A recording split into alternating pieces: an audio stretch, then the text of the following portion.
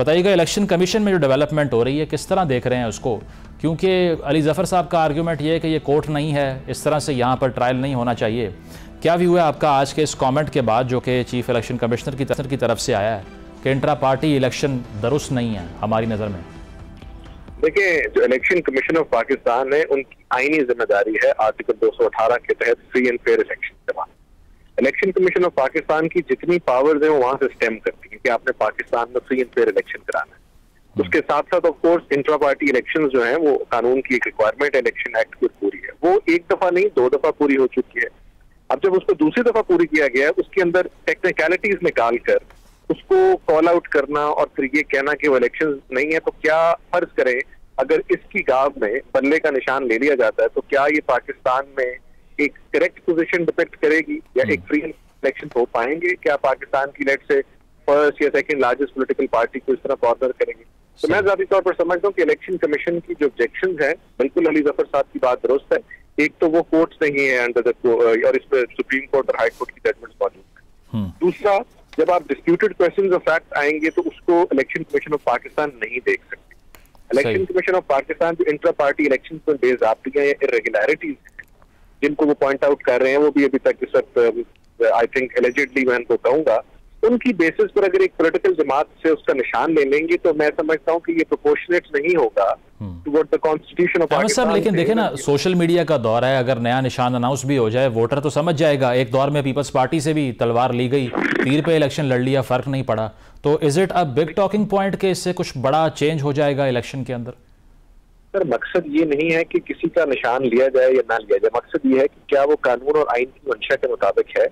ये हर कुछ साल बाद हमें किसी ना किसी पॉलिटिकल पार्टी का जो निशान लेना पड़ता है, इसको हम क्यों ना कानून के और उसके दायरे में ले आए। अगर पीपल्स पार्टी का लिया गया था तो वो भी गलत लिया गया था, ठीक है। अच्छा। उनके केस के फैक्ट्स डिफरेंट थे, उसमें एक इशू डिफरेंट था, उसको आप फिर किसी हद तक जस्टिफाई कर सकते हैं। बट यहाँ पर ये कहना कि इंट्रा पार्टी इलेक्शन में बेज़ाब्तियां हैं, देयरफॉर हम आपको बैठ का निशान नहीं देंगे, तो ये कल को बेशक सोशल मीडिया पर आ जाए। और एक और बड़ा एंगल है जो देखने वाला है, ये जो इलेक्शन है, जिस तरह जब आपको याद हो एक कमीशन बनाया गया था, जब खान साहब कहते थे कि जनाब हल्के में 4 हल्कों में ये मसला हुआ है, तो उस टाइम पर कमीशन ने एक अपनी फाइंडिंग दी थी कि इस स्केल पर नहीं हुई इरेगुलरिटीज के इलेक्शन को कॉल किया जाए।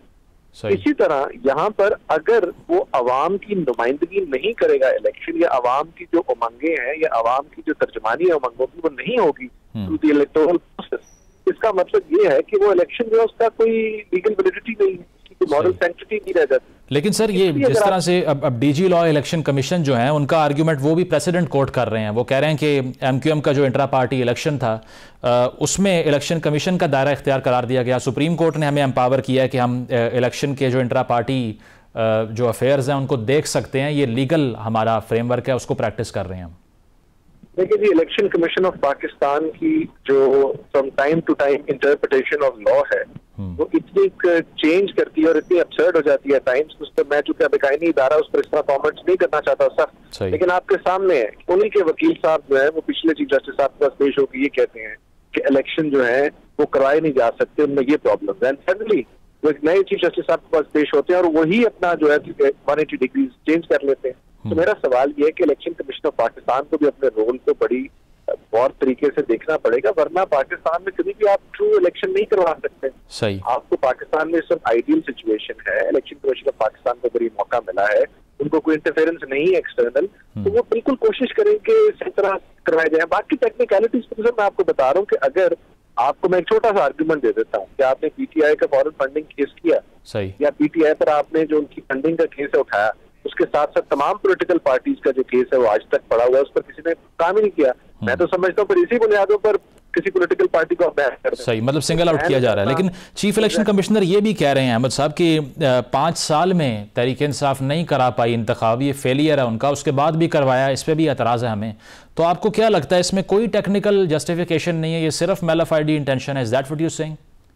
इस स्टेज पर तो चीफ जस्टिस पाकिस्तान अगर चीफ इलेक्शन कमिश्नर भी हों पीटीआई के और फिर भी इंतखाब हो जाए तो इलेक्शन कमीशन ऑफ पाकिस्तान को वो पसंद नहीं आएंगे। जिस तरह के किसी दौर में पीएमएलएन के पसंद नहीं आते थे, कभी पीपीपी के नहीं आते थे, इस टाइम पर प्रॉब्लम ये है कि वो तो इलेक्शन चाहे जिधर मर्जी जाके करा ले, या 5 साल वाला जो अगर उनका आर्गुमेंट है वो किसी हद तक मैं उससे एग्री करता हूँ, वैलिड है, होने चाहिए थे इलेक्शन नहीं हुए। बट ये एक इसके घाव में आप एक चीज को स्ट्राइक आउट कर देंगे, उसका तो फायदा ही कोई नहीं। ये तो इस टाइम वो क्या कहते हैं, मैं ना मानू वाली पॉलिसी है, they will never accept this. अच्छा, कोई लीगैलिटी नहीं है इसकी, कोई कॉन्स्टिट्यूशनल बेसिस नहीं है। अब वो आप टेक्निकलिटी पर तो फिर देखिए जी, अल्लाह माफ करे, इस मुल्क में जो आज केस लगा हुआ था शहीद जुल्फिकार भुट्टो साहब का, वो भी टेक्निकलिटी पर he was sent behind bars, तो वही टेक्निकलिटीज हम भुगत रहे हैं। तो ये काम मेरा नहीं ख्याल इलेक्शन कमीशन को करना चाहिए, वरना इलेक्शन कमीशन ऑफ पाकिस्तान की साख जो है बड़ी बुरी तरह मुतासर होगी। अहमद साहब, जरा व्यूअर्स को समझाने के लिए, इस केस के अंदर क्या बल्ले का निशान एट स्टेक है या फिर तहरीक इंसाफ ही एट स्टेक है कि वो इलेक्शन में हिस्सा लेती है या नहीं? सर अगर तो इंटर पार्टी इलेक्शन ही नहीं हुए तो फिर तो इलेक्शन कमीशन ऑफ पाकिस्तान के पास पावर्स हैं, निशान की एक ऑप्शन है। निशान चूंकि एक और ग्राउंड पर भी उनका इशू है, पर चल रहा है, बट बाकी वो सैंक्शन कर सकते हैं या उनको ऑल टुगेदर रोक सकते हैं इलेक्शन पार्टिसिपेट करने से, क्योंकि आपने एक बुनियादी जो जुज है उसको फॉलो नहीं किया हुआ। लेकिन वंस अगेन वही वाली बात है कि अगर मैं अब आपको एक छोटी सी और एग्जांपल दे देता हूँ कि हमारी टैक्स रिटर्न में कॉलम होता है कि आपने अपना फर्नीचर डिक्लेयर करना है।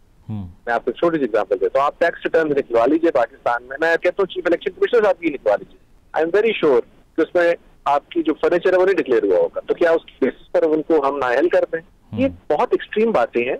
ये जो मकसद है इस वक्त सारी जूरिस्प्रूडेंस इस तरफ है कि आपने फैसिलिटेट करना है, सही, इस चीज पर नहीं है कि आपने लोगों को पिनलाइज करना है या सैंक्शन करना है। तो तमाम पॉलिटिकल पार्टीज को आपने एक जिसको लेवल प्लेइंग फील्ड कहा जाता है वो ये है कि election commission of Pakistan facilitate करे इलेक्शन, ठीक है, इंस्टेड की किसी को सजा दी जाए। ठीक है, बहुत बहुत शुक्रिया। अहमद मंसूरा साहब हमारे साथ मौजूद थे और उनका कहना यही था कि तासुर ये मिलता है कि सिंगल आउट किया जा रहा है पीटीआई को, और अगर आप लेवल प्लेइंग फील्ड को इंश्योर करना है तो तमाम पार्टीज़ के साथ एक ही रवैया होना चाहिए। ब्रेक शामिल करते हैं प्रोग्राम में, और ब्रेक से वापस आकर डेरा इस्माइल खान में जो दहशतगर्दी का वाक़या पेश आया उसको डिस्कस करेंगे। Stay with us.